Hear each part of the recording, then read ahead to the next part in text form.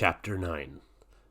A constant rain and shrouded gray sky masked the passing of hours, leaving Cole in a cruel time warp with only one possible end.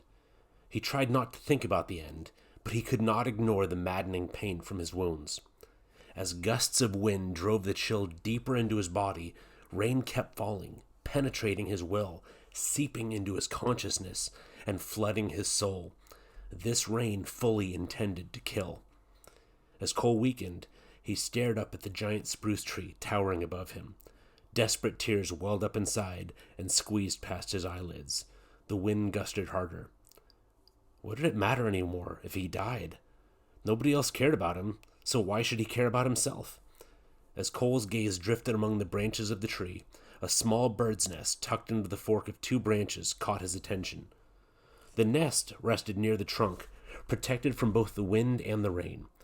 As Cole watched, a small gray sparrow landed in the nest, twitched about with a flurry of activity, then flew off. Soon it returned again. Each time the sparrow returned, it carried a bug or a worm in its beak and busied itself over the nest.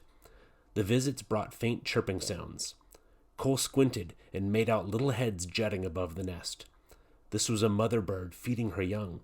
Up there on a branch, barely spitting distance away, little sparrows rested dry and warm, having food brought to them in the comfort of a nest built by their mother. The sight of the baby birds irritated Cole. Without his injuries, he could have easily crawled up and knocked the nest down. That's what the stupid birds deserved. After feeding, the mother flitted to a branch near the nest. She ruffled her wings and chest feathers, keeping an eye on her young. Watching the bird made Cole curse every second of his miserable and haphazard life. If he were the mother bird, he would just leave the babies to fend for themselves. She didn't owe them anything. That's how Cole felt. He didn't owe anyone anything.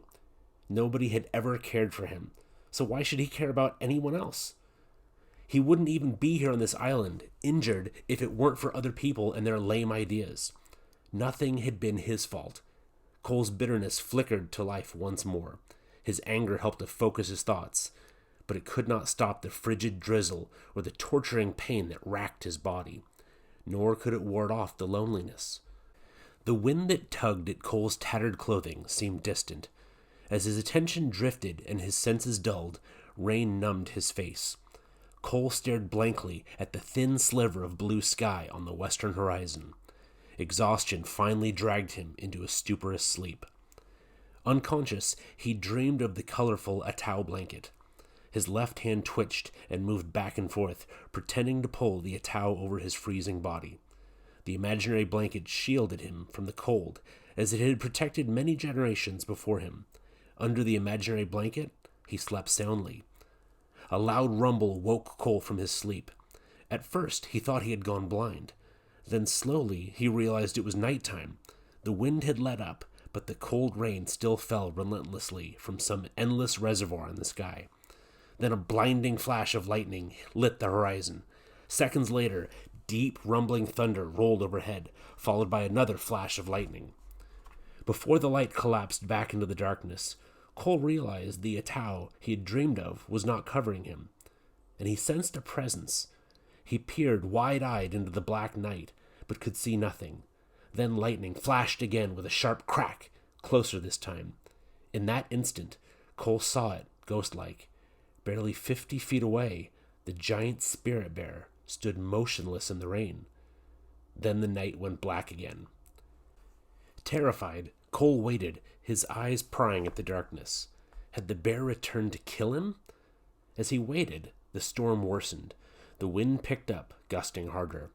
Rain fell in torrents, and thunder rumbled across the sky like empty barrels rolling toward the horizon. When the next bolt of lightning lit the bay, Cole searched frantically. Nothing. Gone. Again the spirit bear had vanished. Cole grimaced. He hated this bear. What a coward. This creature was waiting until he grew so weak he couldn't fight back. Then it would finish him off. Cole moaned as a violent gust of wind pummeled his body. Would the bear just kill him and leave him to the seagulls, or would it eat him? Lightning flashed closer, stabbing down with long, probing fingers. The rumbling thunder started crashing and exploding. To protect himself, Cole tried to curl into a ball, but pain stung at his chest, lungs, and useless hip, and he cried out, "Help me! Somebody help me!" The black night and the wind drowned out his voice. Now the lightning flashed so often that the sky stayed lit for several long seconds at a time, and the thunder came in a continuous roar. Trees swayed and bent with the wind. White-capped waves frothed and churned in the bay. Cole pinched his eyes closed against the piercing rain. Suddenly, a prickling sensation, as if ants were swarming over him, covered his whole body. A searing light flashed, and a deafening explosion detonated beside him. He heard a cracking sound as the sky crashed to earth with a violent impact that shook the ground. Splinters of branches rained down. Then came silence and calm, as if the impact had paralyzed the sky. The rain and wind paused, and an acrid smell like burning wire filled the air. Cole lay frozen by fear. A sobering power had attacked the earth. This power made the bear's attack seem gentle. "No more, no more," he moaned. "Please, no more." But there was more. The storm raged on as Cole lay trembling, his eyes frantic.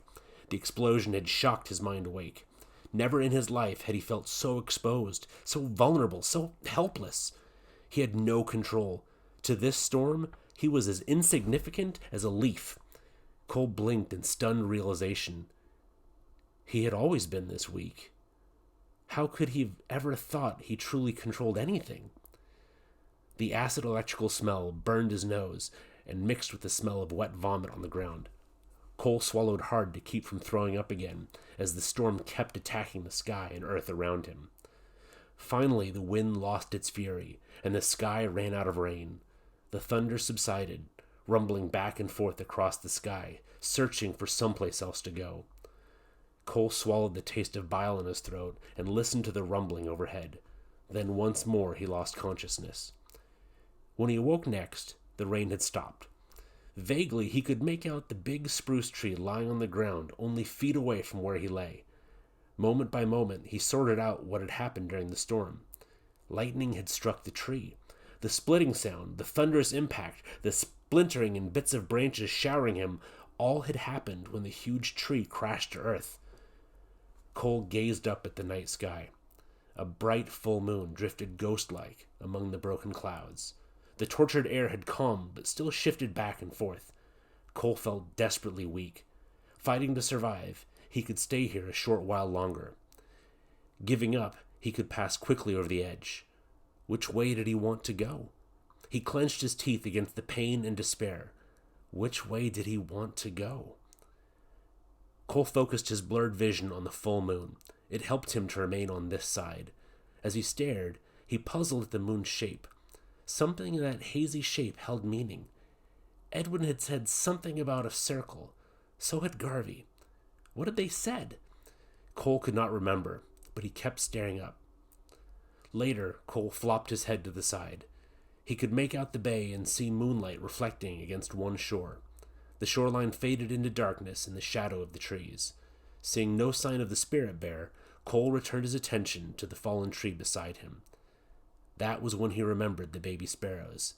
He tried to make out where they might be now among the fallen and twisted branches. He squinted harder, but all he saw was black.